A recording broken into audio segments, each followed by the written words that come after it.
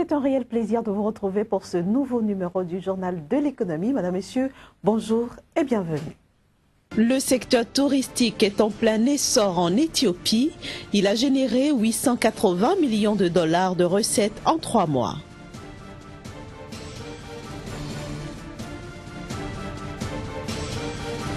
Lutte contre la fraude au Cameroun. Plus de 2000 litres de carburant issus de la contrebande ont été saisis la semaine dernière au sud-ouest du pays.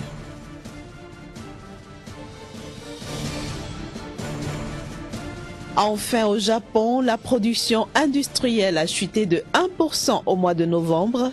Les explications de Kodjovia Metonou dans un instant.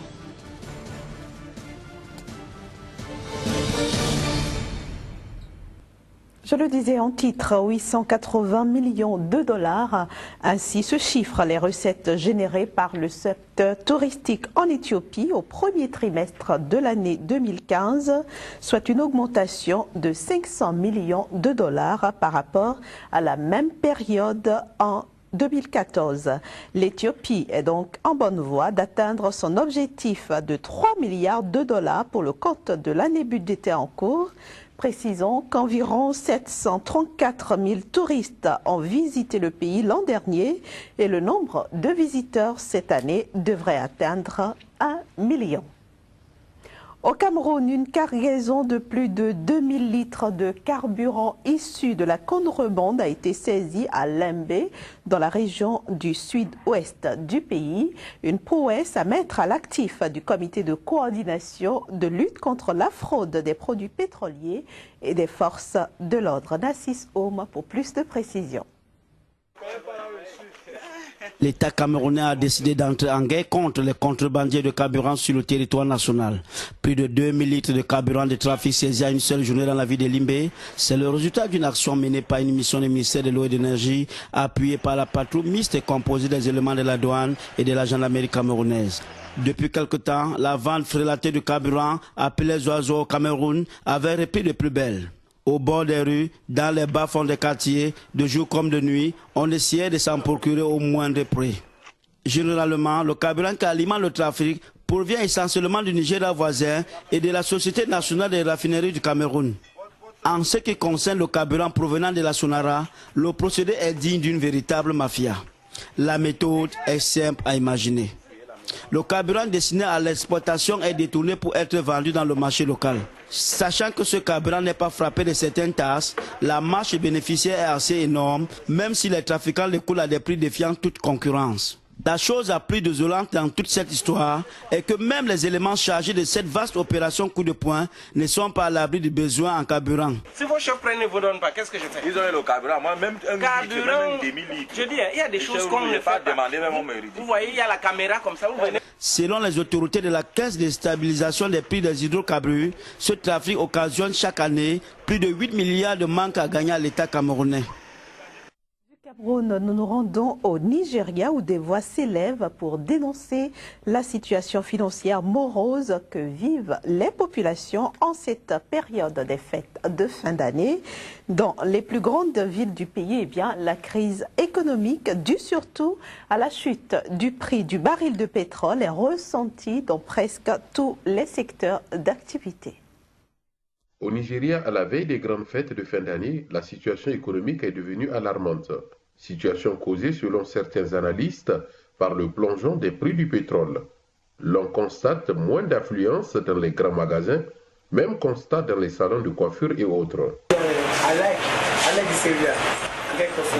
J'aime ce pays, mais la situation actuelle auquel tout le monde est confronté, c'est la crise économique. Ce qui est heureux pour nous, nous avons l'électricité comparativement aux années passées.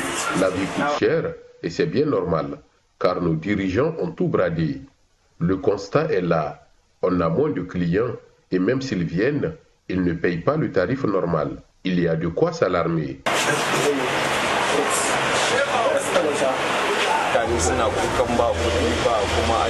Face à cette morosité économique, les fonctionnaires s'alarment. La population n'est pas du reste, tout bascule. Et l'avenir semble incertain. L'insécurité sévit dans certaines parties du pays et je vous assure qu'à pareil moment, veille de la Noël dans les années passées, c'était le comble. On travaillait durant des jours Et à la fin, la bourse était pleine. Aujourd'hui, comme la clientèle est rare, le plus grand souci, c'est de trouver de quoi manger.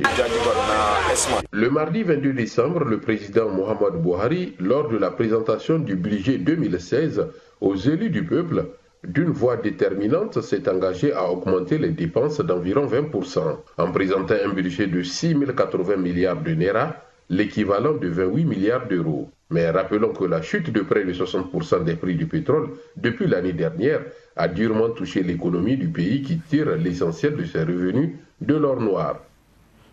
Direction maintenant le Ghana. Le Parlement a approuvé l'émission d'un nouvel eurobond d'un montant global de 1 milliard de dollars pour l'année 2016. Ce fonds servira notamment à combler le budget de l'État 2016 à hauteur de 750 millions de dollars, tandis que les 250 millions de dollars restants serviront à refinancer un eurobond précédent qui arrivera à maturité en 2017. Actualité maintenant hors du continent africain et nous nous rendons directement au Japon où la production industrielle a enregistré une légère baisse au mois de novembre. Qu'est-ce qui justifie cette situation? Élément de réponse avec Akmetonu Kodjovi. La production industrielle au Japon a chuté de 1% en novembre sur un mois, a annoncé lundi le ministère de l'Industrie. Maintenant, au vu de ce chiffre préliminaire, le jugement selon lequel elle fait un pas en avant et un pas en arrière sur fond de reprise fragile de la troisième puissance économique mondiale. Les économistes interrogés par l'agence Bloomberg s'attendaient certes à un repli, mais 2 fois inférieur. Quant aux industriels eux-mêmes, ils espèrent un rebond en décembre et janvier. La production industrielle dans l'archipel avait augmenté de 1,4% en octobre et après plus de 1,1% en septembre, 2 mois de hausse qui suivaient 2 mois de recul. Une évolution en dents de scie qui prouve le pragmatisme prudent des entrepreneurs. En novembre, c'est une moindre fabrication d'équipements industriels, de produits chimiques ou encore de pièces métalliques qui a entraîné le repli d'ensemble, a précisé le ministère. Selon ces chiffres préliminaires, susceptibles d'être notamment révisés dans 2 semaines, les livraisons des usines ont diminué de 2,5%, tandis que les stocks ont augmenté de 0,4%.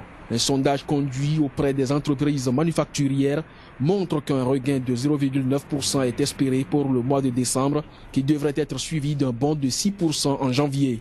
Ces données sont cependant à prendre avec précaution car les industriels font généralement preuve d'un optimisme souvent démenti ensuite par les chiffres.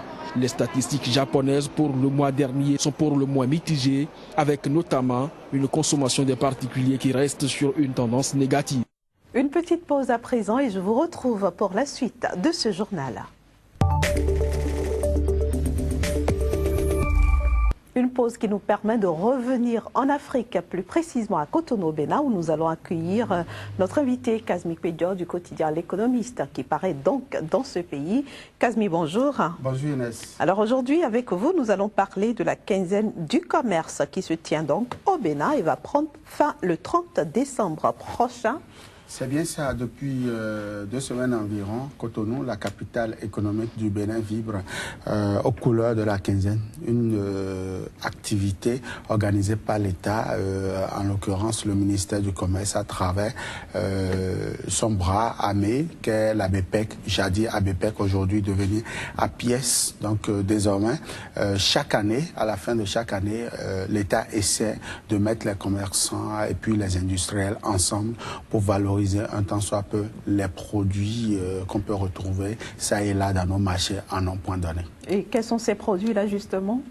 Qu'est-ce qu'on peut retrouver à cette quinzaine? À cette quinzaine, vous retrouvez les produits, si nous allons faire la synthèse, c'est que c'est des produits importés et aussi des produits locaux notamment. Et puis, donc ce n'est pas que du Made in Benin? Ce n'est pas que du Made in Benin. Vous avez des vêtements, vous avez même la technologie 4G, vous avez tout ça, les appareils téléphoniques, vous avez les appareils électroménagers, vous avez des cuisiniers, forcément, des trucs qui ne sont pas forcément produits au Bénin. Donc voilà un peu, il y a un peu de tout dans ce marché, je dirais, moderne de circonstances que l'État essaie d'organiser. Donc voilà un peu ce qu'on peut retrouver sur ces étalages Apparemment, l'agrobusiness s'est aussi invité dans cette foire. Bien sûr, Inès, ce que la surprise de cette foire, c'est que de plus en plus, on note un certain engouement des commerçants vers les produits locaux, des produits made in Bénin. Vous retrouvez par exemple des cacahuètes fabriquées à base d'arachide ici au Bénin. Vous retrouvez de l'huile d'arachide, vous retrouvez des liqueurs de souchet, vous retrouvez de sel iodé fabriqué sur place au Bénin. Vous retrouvez également des jus de pommes et c'est justement ce qui nous a frappé. Ces jus de pommes d'anacade que vous retrouvez désormais au Bénin, issus de la transformation agricole. Eh bien, c'est des femmes qui sont au centre du Bénin. Nous les avons rencontrées. Elles nous ont expliqué un peu le processus. Jadis, nous l'avons décrié sur ce plateau. C'était des pommes qui étaient déversées ça et là dans les fermes et puis pourrissaient. Désormais, les femmes ont commencé par les recycler et les mettre en bouteilles, les embouteiller. Et à l'occasion de cette fois, nous avons eu la surprise agréable de découvrir désormais ces produits-là. Et je dis, c'est à l'actif déjà de cette main-d'œuvre qui de plus en plus prend conscience au niveau du pays. Et c'est bien, ça vient à point lorsque vous avez une économie qui ne respire que pour le moment de recettes. C'est bien que les populations commencent par comprendre que rien ne devrait normalement être déversé dans la nature. Tout peut être transformé. Donc, vous y avez goûté, Kazmi Kwedio? Beaucoup, j'ai goûté et puis c'était de très bonne qualité. Et mieux, vous pensez que les Béninois vont s'intéresser à ce genre de produits? Bien sûr, parce que nous voyons l'engouement que la clientèle nourrit devant ces étalages-là. Ça prouve véritablement que les Béninois sont intéressés. Et figurez-vous, jadis, la pomme d'anacate, par exemple, n'était pas trop consommée parce que ça, il y avait un produit, il y avait des substances qui étaient impropres forcément à la consommation. Donc de plus en plus, la population essaie d'extraire, bien sûr avec l'aide des partenaires techniques et financiers qui essaient d'apporter l'expertise scientifique qu'il faut. Elles sont aujourd'hui à la croisée des chemins et que d'ici à là, le Bénin pourra désormais exporter sa production locale, transformer déjà pour y apporter de la valeur ajoutée. Donc forcément, nous avons goûté et figurez-vous, je vous demande certainement de faire un tour là-bas. Vous allez voir, c'est quand même des produits aujourd'hui qui est issu du génie béninois et il faut encourager toutes ces activités. Pour revenir à la quinzaine du commerce qui se tient donc à Cotonou au Bénin et qui va prendre fin le 30 décembre prochain, Kazmi Kwedio, qu'est-ce que les exposants reprochent au comité d'organisation? Alors la cherté des stands. La cherté des stands, depuis 5 ans environ, les exposants ne comprennent pas comment est-ce que l'État peut vouloir encore gagner davantage dans cette foire-là. Normalement, l'État devrait accompagner ces exposants-là. Mais la cherté des stands et l'électricité aujourd'hui font qu'ils sont obligés de faire du surenchère, d'augmenter un peu sur les produits, alors qu'on devrait venir là. Autrement dit, les produits reviennent chers aux consommateurs. Cher. Voilà, et donc les clients, quand ils viennent, ils visitent, ils n'arrivent pas à prendre cela. Et ça pose un véritable problème. Il va falloir que l'État, parce que figurez-vous, par le passé, les stands étaient livrés, les 3 mètres carrés étaient livrés environ 100 000 francs CFA. Aujourd'hui, c'est passé à 125 000 francs CFA. Et donc, ils ne trouvent pas de bon œil venir payer comme ça. Et il faut ajouter les autres coûts, à savoir l'hébergement, parce que c'est pour la plupart du temps, c'est des gens qui viennent de l'intérieur du pays et aussi de la sous-région. Vous avez des Burkinabés, vous avez des Togolais,